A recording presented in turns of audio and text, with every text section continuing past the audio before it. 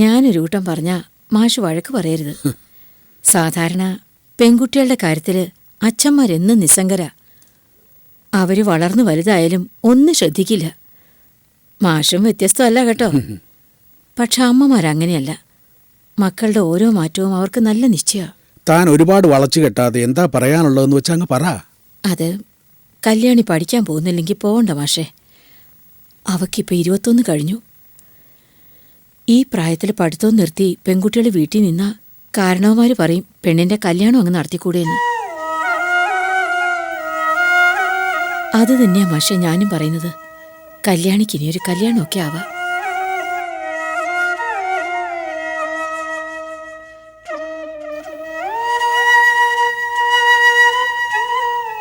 അതിനെന്തിനാ മാഷ് ഇങ്ങനെ വേവലാതിപ്പെടുന്നത്? ഇതൊക്കെ ജീവിതത്തിന്റെ ഒരു ഭാഗം മാഷേ. അതെ, ശരിയാ. ഞാൻ ആലോചിക്കാത്തതായിട്ട് പലതുമുണ്ട്. ഇതും ഞാൻ ആലോചിച്ചിരുന്നില്ല. എന്നും എൻ്റെ കൈക്കുള്ളിൽ ഒതുങ്ങിക്കൂടുന്ന മക്കൾ, അതുമാത്രമായിരുന്നു എൻ്റെ സ്വപ്നം. ആ സ്വപ്നവും കൊണ്ട് നടന്നാലേ നമ്മുടെ മക്കൾ തന്നെ നമ്മളെ പ്രാകും. അവർക്കും കാണില്ലേ മാഷേ ഇത്തരം ആഗ്രഹങ്ങളൊക്കെ? അവരൊന്നും പുറത്തു പറയില്ല, പ്രത്യേകിച്ചും അച്ഛനോടും അമ്മയോടും. എങ്കിലും നമ്മൾ അവരെ അറിയണമല്ലോ. ശരിയാ താൻ പറഞ്ഞത്. കല്യാണിക്ക് ഇനിയൊരു കുടുംബജീവിതം തന്നെ ആവശ്യം. നമുക്കതിനെക്കുറിച്ച് സീരിയസ് ആയിട്ട് ആലോചിക്കാം. ഇപ്പോൾ ഏതായാലും ഉടനെ തീർക്കേണ്ട പ്രശ്നം ദേവുവിൻ്റെ. എൻ്റെ ശിഷ്യന്മാരിൽ ഒരാൾ നടത്തുന്ന ഒരു പാരലൽ കോളേജുണ്ട്. അയാളോടൊന്ന് വിവരം തിരക്കാം. ശിഷ്യന്മാരുടെ പ്രയോജനം ഇപ്പോഴാണ് ശരിക്കും അറിഞ്ഞു തുടങ്ങിയത്.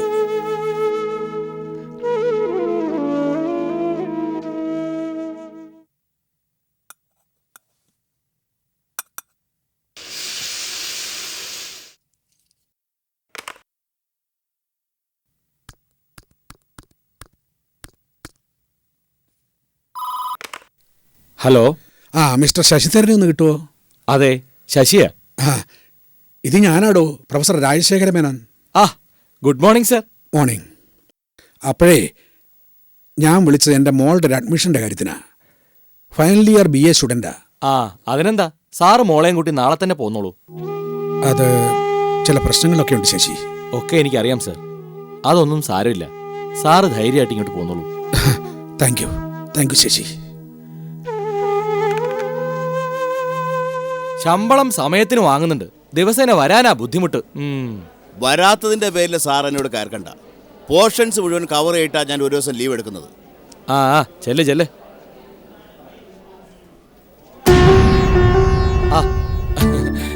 വരണം സർ. ഞാൻ പ്രതീക്ഷിച്ചിരിക്കുകയായിരുന്നു. ഇരിക്കണം സർ. Thank you. ഇരിക്കൂ. സുഗണമാഷേ, ഇത് മേനോൻ സാർ അറിയില്ലേ? അറിയാം. നല്ല ഡെവലപ്മെന്റ് ഉണ്ടല്ലോ ശശി. കുഴപ്പമില്ലാതെ പോകുന്നു സർ. അല്ല, ഞാൻ ആലോചിക്കായിരുന്നു, ക്ലാസ്സിലെ ഏറ്റവും ഉഴപ്പൻ സ്റ്റുഡൻറ്റ് ഇന്നിതേ ഒരു വലിയ പ്രസ്ഥാനത്തിൻ്റെ പ്രിൻസിപ്പാള്, അതും വിദ്യാഭ്യാസ സ്ഥാപനത്തിൻ്റെ. സാറിന്റെ ഒരുപാട് ശിക്ഷയും ഉപദേശവും ഒക്കെ വാങ്ങിയിട്ടുള്ളതല്ലേ, അതിന്റെ ഗുണം കാണാതിരിക്കുവോ? എന്താ പേര്? ദേവയാനി. BA ഫൈനൽ ഇയർ അല്ലേ? അതെ. എക്സാമിന് ഇനി അധിക നാളില്ലല്ലോ, അപ്പോ കുറച്ച് ദിവസത്തേക്കുള്ള കോച്ചിങ് മതി അല്ലേ? മതി. ശരി, ഈ ഫോം ഒന്ന് ഫില്ല് ചെയ്യൂ.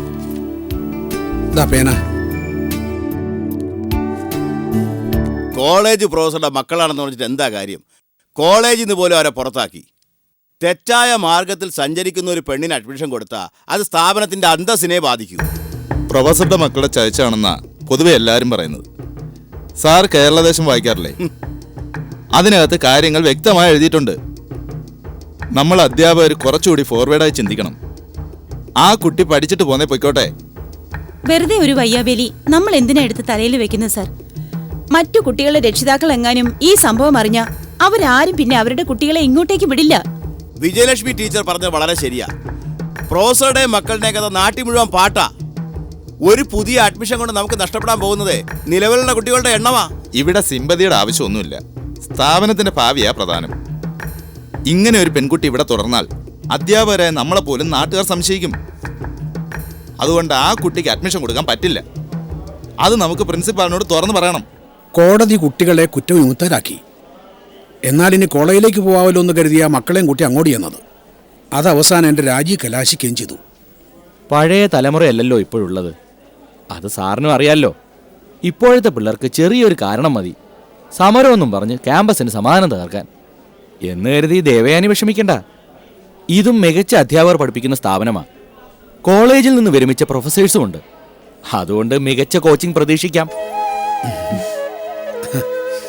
പഠിക്കാൻ താല്പര്യമുണ്ടെങ്കിൽ മൂത്ത ആളിനെ ഇങ്ങോട്ട് അയച്ചോളൂ. ഏതായാലും കോളേജിൽ നിന്നുണ്ടായ അനുഭവം ഇവർക്കിവിടെ ഉണ്ടാവില്ല.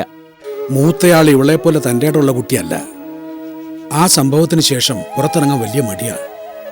നാട്ടുകാരുടെ കളിയാക്കൽ അത്രയ്ക്കുണ്ട്. ഓ അത് ശരി. എന്താ സൂണം മാഷേ, ക്ലാസ്സിൽ പോയില്ലേ? സാറൊന്ന് ഇങ്ങോട്ട് വന്നേ. എന്താ കാര്യം? വാ പറയാം. എന്താ സൂണ, ക്ലാസ്സിൽ എന്തെങ്കിലും പ്രശ്നമുണ്ടോ? എന്താ സാർ, ഞാനിപ്പോ വരാം. ആ വാ.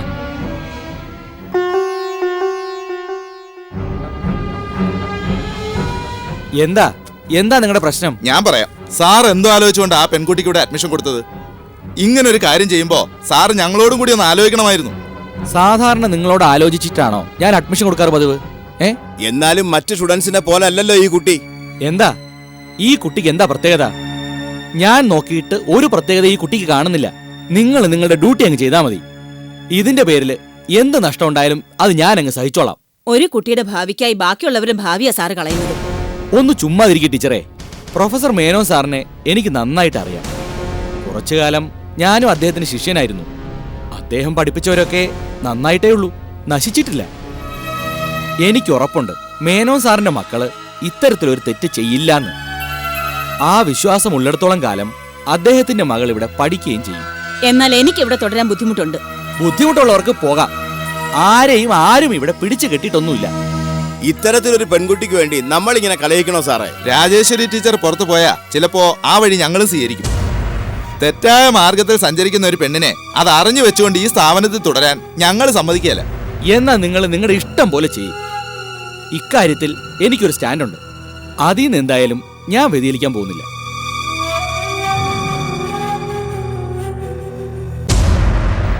ശശി, എന്താ സർ? ഒക്കെ കേട്ടു.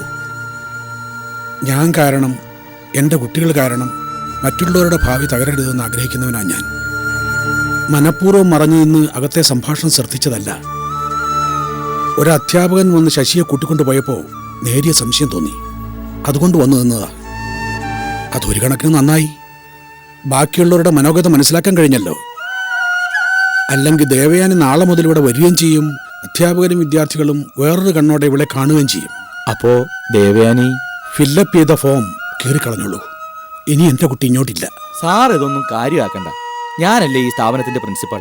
നന്ദിയുണ്ട്. പ്രിൻസിപ്പലായ എൻ്റെ സ്റ്റുഡൻറ്റ് എന്നോട് കാട്ടിയ ദയയ്ക്കും ആദരവിനും നന്ദിയുണ്ട്. ശശി എൻ്റെ ശിഷ്യനാ. എൻ്റെ ഒരു ശിഷ്യൻ ബാക്കി അധ്യാപകരുടെ മുമ്പിൽ പ്രതിസ്ഥാനത്ത് നിൽക്കുന്നതിൽ എനിക്ക് വിഷമമുണ്ട്.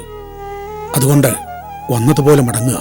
സാർ വേണ്ട ശശി, തൻ്റെ ഭാഗത്ത് ഒരു തെറ്റുമില്ല. ഗുരുനിന്ദ കാട്ടി എന്നുള്ള നിരാശയും വേണ്ട. എൻ്റെ ശിഷ്യൻ എനിക്കായി വാദിക്കുന്നത് ഞാൻ കേട്ടതാ. എനിക്കത് മതി. ലോകം മുഴുവൻ എന്നെ കുറ്റപ്പെടുത്തുമ്പോൾ സപ്പോർട്ട് ചെയ്യാൻ ഇതുപോലെ കുറച്ച് ശിഷ്യന്മാർ എവിടൊക്കെ ഉണ്ടല്ലോ. അതൊരു സമാധാന. എന്നാ ഞങ്ങള് മോളെ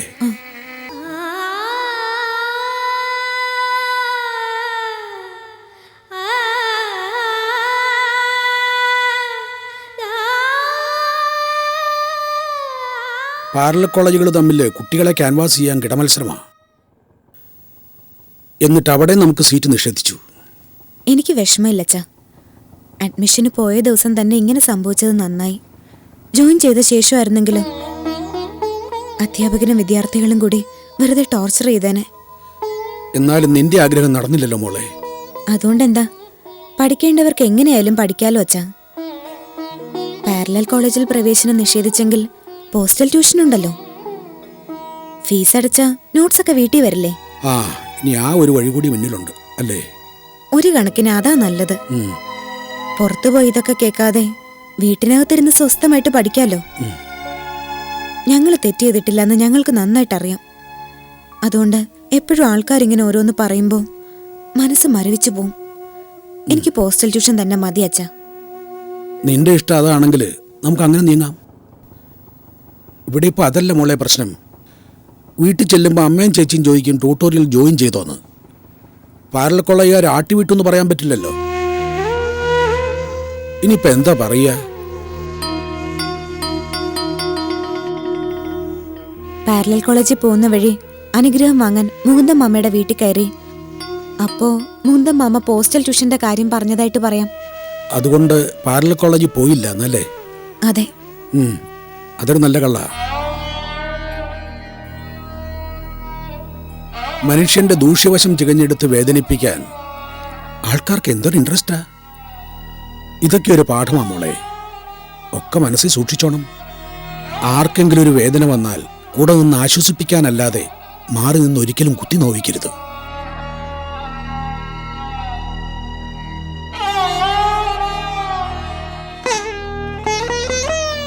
ഇവിടുന്ന് ആരെങ്കിലും പുറത്തേക്ക് ഇറങ്ങിയ തിരിച്ചു വരുന്നവരെ ഒരു മനസ്സമാധാനവും ഇല്ല.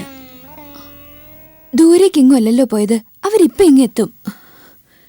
ഇന്ന് ക്ലാസ് ഉണ്ടെങ്കിൽ വൈകുന്നേരം അവൾ ഒറ്റയ്ക്ക് വരുന്ന കാര്യം ആലോചിക്കുമ്പോൾ ആ മോളെ പോയി നോക്കിയേ.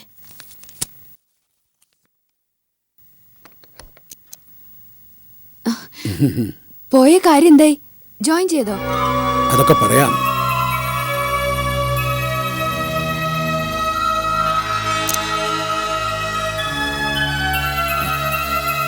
ഒരു നല്ല കാര്യത്തിന് ഇറങ്ങിയതല്ലേ, എന്നാ പിന്നെ മുകുന്ദേട്ടനെ ഒന്ന് കണ്ടിട്ട് പോകാമെന്ന് വിചാരിച്ചു.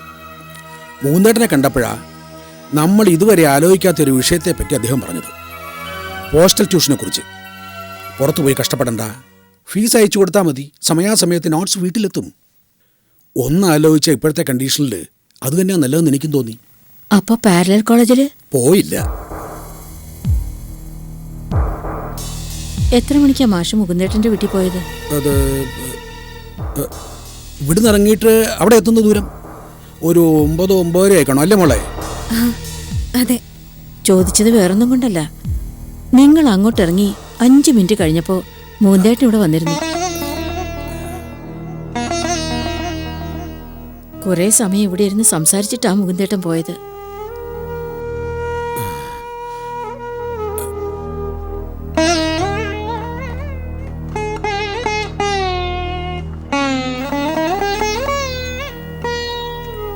ദേവു, എന്താ ഉണ്ടായത്? ഒരിക്കൽ കൂടി അപമാനിക്കപ്പെട്ടു. പ്രിൻസിപ്പൽ അഡ്മിഷൻ തരാൻ സമ്മതിച്ചതാ. ആപ്ലിക്കേഷൻ ഫോമും ഫില്ല് ചെയ്ത് കൊടുത്തു. പക്ഷെ അധ്യാപകർ സമ്മതിച്ചില്ല ചേച്ചി. തെറ്റ് ചെയ്ത വിദ്യാർത്ഥി ട്യൂട്ടോറിയൽ പഠിക്കുന്നത് സ്ഥാപനത്തെ ബാധിക്കൂ അത്ര. വേദനിക്കാനായി മനഃപൂർവ്വം പോയി വേദന പിടിച്ചു വാങ്ങി. എനിക്കിപ്പോ എന്റെ തൻ്റെ ഇടം ചോർന്നു പോകുന്ന പോലെ. ചേച്ചി പറയാറുള്ളത് ശരിയാ. നമുക്ക് മാറാരോഗം വന്നാലും കുഴപ്പമില്ലായിരുന്നു. ഇത് അതിലും ഭീകരമാ. ജീവിതത്തില് ശത്രുക്കൾക്ക് പോലും ഈ ഗതി വരരുത്. മോളെ, നീ തളർന്ന പിന്നെ? ഇല്ല ചേച്ചി. പക്ഷെ അച്ഛനെ കുറിച്ച് ഓർക്കുമ്പോ എനിക്ക് അഡ്മിഷൻ കിട്ടാത്തതിനേക്കാളും അച്ഛന് വിഷമം അമ്മയോടും ചേച്ചിയോടും എന്ത് കള്ളം പറഞ്ഞ് സമാധാനിപ്പിക്കുമെന്ന കാര്യത്തിലായിരുന്നു. അച്ഛന്റെ മുഖം ഓർത്തിട്ട് മാത്രം, അല്ലെങ്കിൽ എപ്പോഴേ ഞാൻ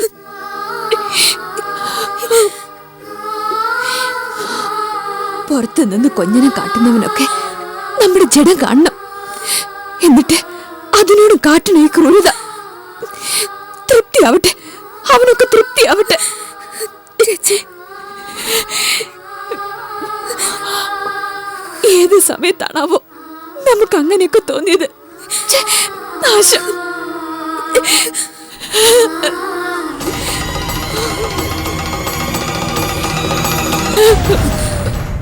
മുകുന്ദേട്ടൻ വീട്ടിൽ വന്നു ശാരദ പറഞ്ഞപ്പോൾ സത്യം പറഞ്ഞ എനിക്ക് വിശ്വസിക്കാനായില്ല.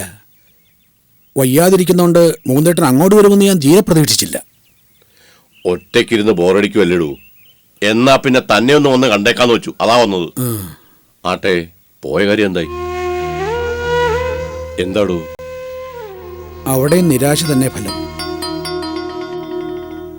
എയ്ഡ്സ് രോഗികളായ കുട്ടികൾക്ക് അയിത്തം കൽപ്പിക്കുന്ന കഥ നമ്മൾ പത്രത്തിൽ വായിച്ചിട്ടില്ലേ? സഹജീവികൾക്കൊപ്പം കളിക്കാനോ പഠിക്കാനോ അവർക്കാവില്ലല്ലോ. അതാ ഇപ്പം എൻ്റെ കുട്ടികളുടെ സ്ഥിതി. വിധി വന്നിട്ടും ഒരു മാറ്റവും ഇല്ല. എൻ്റെ ശിഷ്യനാ പാരലൽ കോളേജിൻ്റെ പ്രിൻസിപ്പാള്. ദേവയാനി പഠിക്കുന്നതിൽ അയാൾക്ക് എതിർപ്പില്ല, മറ്റ് അധ്യാപകർക്കാ പ്രശ്നം. ദേവയാനിയുടെ പ്രസൻസ് സ്ഥാപനത്തിൻ്റെ ഇമേജ് തകർക്കും അത്രേ. പിന്നെ അവിടെ നിന്നിട്ട് കാര്യമില്ലല്ലോ. ദേവയാനിക്ക് അതൊരു ഷോക്കായി കാണുമല്ലോ. കീഴടങ്ങുന്ന സ്വഭാവമല്ലല്ലോ അവളുടേത്. പഠിക്കാൻ തന്നെ അവളുടെ തീരുമാനം, പോസ്റ്റൽ ട്യൂഷൻ വഴി. നന്നായി. കുറച്ചൊക്കെ വാശി മനസ്സിൽ സൂക്ഷിക്കുന്നത് നല്ലതാ. പോസ്റ്റൽ ട്യൂഷൻ ആണെങ്കിൽ കല്യാണിക്കും പഠിത്തം തുടരാമല്ലോ. തുടരാം, പക്ഷെ കല്യാണിക്ക് ഇതിൽ താല്പര്യമില്ല. വീട്ടിലിരുന്ന് പഠിച്ചാലും എക്സാമിന് പുറത്തേക്ക് ഇറങ്ങാതെ പറ്റുമോ? കുട്ടികളെ വീട്ടിൽ വെറുതെ ഇരുത്തുന്നത് ശരിയല്ലടോ. എന്തിലെങ്കിലുമൊക്കെ എൻഗേജ് ആയിരുന്നില്ലെങ്കിൽ ടെൻഷൻ വർദ്ധിക്കുകയുള്ളൂ. അറിയാം. അതുകൊണ്ടായിരിക്കും ശാരദ എന്നോടൊരു കാര്യം പറഞ്ഞു. ഇതുവരെ ഞാൻ ചിന്തിക്കാതിരുന്ന കാര്യം. കല്യാണിക്ക് വയസ്സ് 21 ഇനിയൊരു കല്യാണമൊക്കെ ആയിക്കൂടെന്ന്. അമ്മമാരാ പെൺകുട്ടികളുടെ വിവാഹക്കാര്യത്തെ പറ്റി ആദ്യം ചിന്തിക്കുക. ശാരദയുടെ ചിന്ത ശരിയാടോ. കല്യാണിക്ക് പഠിക്കാൻ താല്പര്യമില്ലെങ്കിൽ അടുത്ത സ്റ്റെപ്പ് വിവാഹം തന്നെയാ. വേണ്ട, എനിക്കിപ്പോ കല്യാണം വേണ്ട. അച്ഛൻ എന്ത് പറഞ്ഞാലും ശരി, ഞാൻ ഇതിന് സമ്മതിക്കില്ല. മോൾ എന്താ ഇങ്ങനെ? ഒന്നും മനസ്സിൽ കാണാതെ സംസാരിക്കുന്നയാളല്ല നിന്റെ അച്ഛൻ. ഇതൊക്കെ ജീവിതത്തിൽ സംഭവിക്കേണ്ടതല്ലേ മോളെ? 21 വയസ്സ് അത്ര ചെറിയ പ്രായമൊന്നുമല്ല. അതല്ലമ്മേ, ഇപ്പൊ തന്നെ പ്രശ്നങ്ങളുടെ പുറത്ത് പ്രശ്നം, അതിനിടയിൽ കല്യാണം കൂടി. എനിക്ക് വയ്യമ്മേ. ഓരോന്നിനും അതിൻ്റെതായ സമയവും കാലവും ഉണ്ട്. ആ സമയത്ത് നമ്മൾ ചെയ്യേണ്ടത് ചെയ്തിരിക്കണം. ജീവിതകാലം മുഴുവൻ അച്ഛനും അമ്മയും നിങ്ങൾക്കൊപ്പം ഉണ്ടെങ്കിൽ ഇങ്ങനൊരു ചടങ്ങിൻ്റെ കാര്യമില്ല. പക്ഷെ ദൈവം നിശ്ചയിച്ച സമയം കഴിഞ്ഞാൽ പോകേണ്ടവർക്ക് പോയല്ലേ പറ്റൂ. അതിനു മുമ്പ് മക്കളുടെ ജീവിതം ഭദ്രമായാൽ ഞങ്ങളുടെ ആത്മാവിനെങ്കിലും സമാധാനം കിട്ടും. വിവാഹപ്രായത്തിയ മക്കളെ കാണുമ്പോൾ അതിൻ്റെ ചെറിയൊരു നൊമ്പരം ഏതൊരച്ഛൻ്റെ അമ്മയുടെ മനസ്സിൽ എപ്പോഴും ഉണ്ടാവും. അതുകൊണ്ട് എൻ്റെ മോള് അച്ഛൻ പറയുന്ന കേൾക്കണം. നല്ല ആലോചന എന്തെങ്കിലും വന്നാൽ എതിര് പറയരുത്. ബലമായി കല്യാണത്തിന് പ്രേരിപ്പിച്ചതിന് അച്ഛനെ ഒട്ട് ശപിക്കരുത്. എന്താ?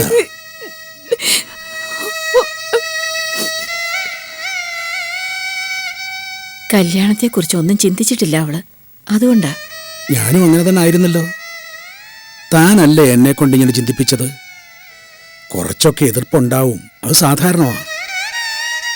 എന്നാലും കല്യാണം എന്ന ചടങ്ങ് നടക്കാൻ പോകുന്നു എന്ന് അവളിൽ ഒരു ധാരണ ഉണ്ടാക്കാൻ കഴിഞ്ഞല്ലോ, അതൊരു വലിയ കാര്യമല്ലേ? അങ്ങനെ നമ്മുടെ മക്കള് നമ്മളെ വിട്ടുപോകാൻ സമയമായി എന്നർത്ഥം.